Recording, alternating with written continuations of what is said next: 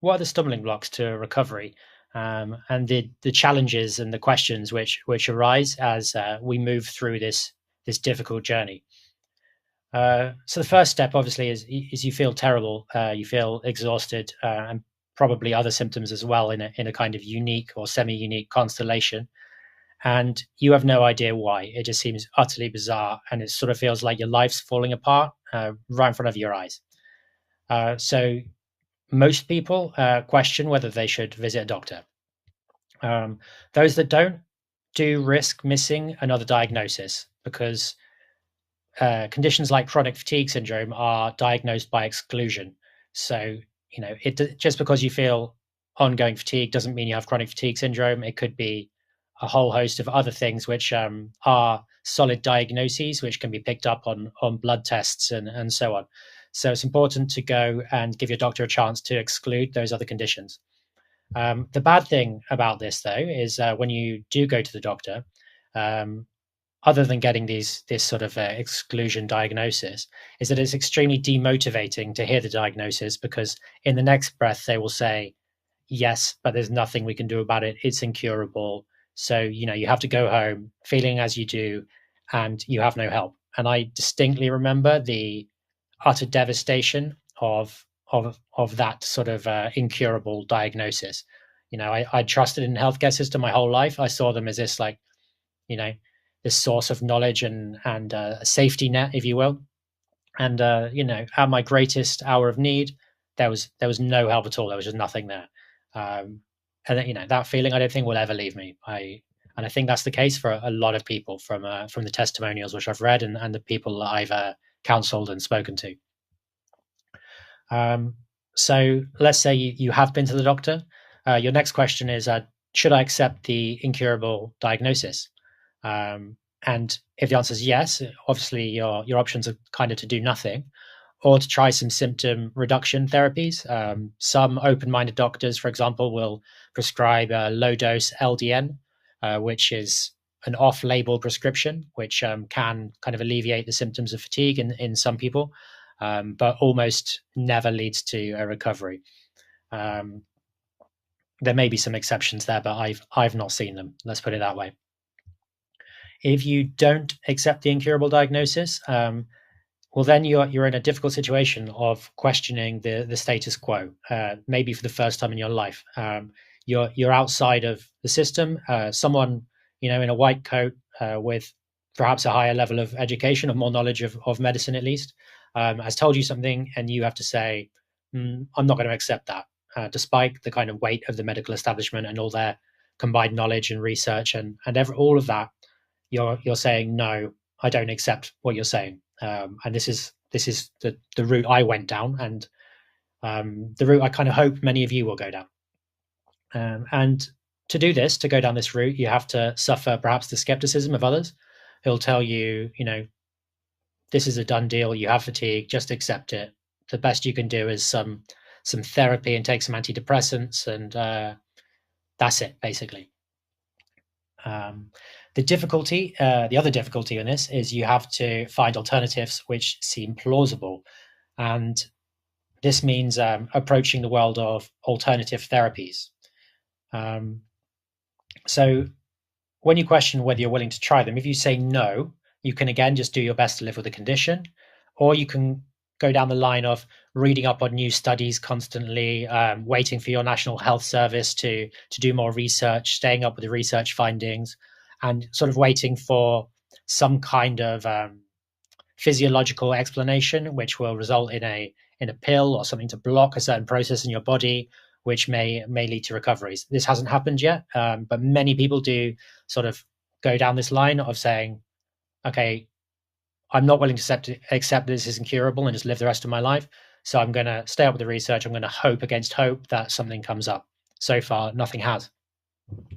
If you are willing to try alternative therapies, it's hard to work out what to try because, there's a lot of stuff out there on the internet. There's a lot of people with competing claims, with vested interests in the thing they're trying to encourage you to do, saying, this is the best idea. You need to do X, Y, or Z in order to recover. And, it's really hard to know who to trust because you don't have this kind of National Health Service with a lot of research behind it. Often the studies behind these therapies are really small because of funding issues, and so you can look to testimonial evidence, and you can look to kind of what you read about and what you hear on forums, which I guess is another form of testimonial evidence. But you don't have a guide, you don't have accountability. There's no doctor to sit in front of and say, take this pill in this quantity this many times a week. You have to kind of decide for yourself, and there are no exact measures when it comes to alternative therapies in most cases. The next question is kind of, am I willing to go far enough? Maybe this isn't a question you directly ask yourself, but this is kind of a fact.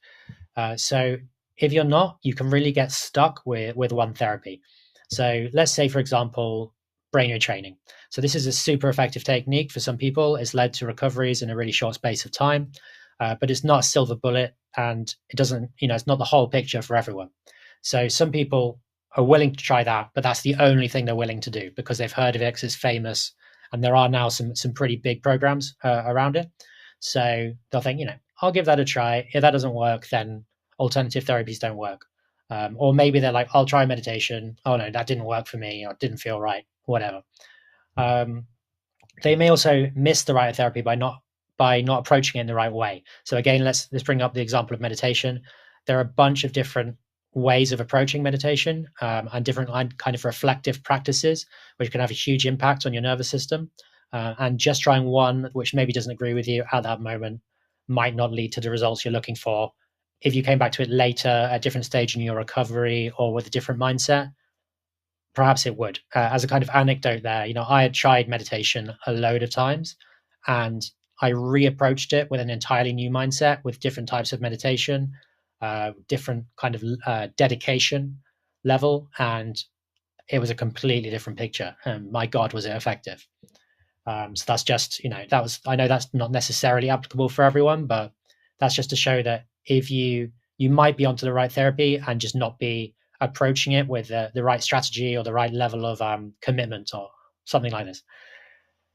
And then there's you might make some progress but still experience regular symptoms. Like maybe brain training does work for you, but it kind of works 80%, and you get back to living your life, and it's only 20% illness. It's not like a huge deal, so you think, I'll just crack on, I'll just keep living, and I don't feel amazing, but I'm not really willing to go back down the rabbit hole of looking into other alternative therapies. So now, what if you are willing to go far enough? Well, you'll experience nonlinear progress. That's almost invariable. Very, very few people just, get better and better and better and better without any dips or regressions or kind of random movements on the graph of recovery. These people kind of maintain focus. They keep trying things systematically with 100% dedication, and they treat it as an experiment. And operating within safe confines. Obviously, you're not going to just do whatever, but if you can see that it's a mind body therapy, for example, like let's use meditation as an example, or let's say transcendental meditation, you can experiment with this. You'll give it 6 months, giving it your absolute all. That would be what I would define as experimenting consistently, and not 10 minutes per day, maybe an hour or 2 hours per day. And then you can say, I really tried transcendental meditation. It helped a bit. Maybe it's not for me, at least at this stage of recovery, because that experiment doesn't tell you that that's never for you or that it doesn't work. And that's a kind of logical fallacy that a lot of people get to, where they say, I tried that in this quantity and it doesn't work for anyone. And you'll see people on forums saying that. And that's why you have to be very careful taking advice from people on forums, is because they're just going to tell you their highly biased opinion about, the way they implemented a strategy and whether or not it worked for them at that time.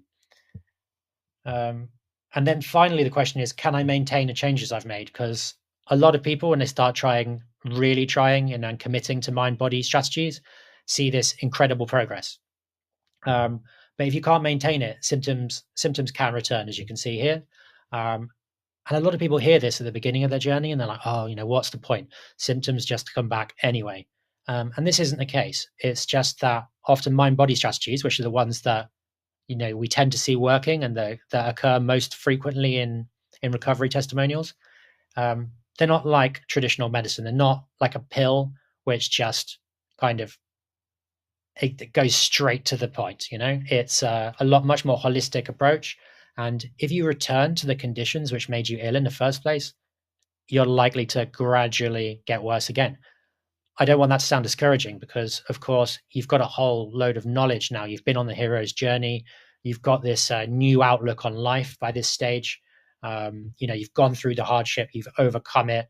You've stayed consistent. You've maintained a belief that you actually can get better. And you've seen results. And you question the system in order to do it, which is incredibly brave. So at this stage, life can be better than it was even before your illness. And this is my case. I'm trying things I was always too scared to try. I'm really living life without fear.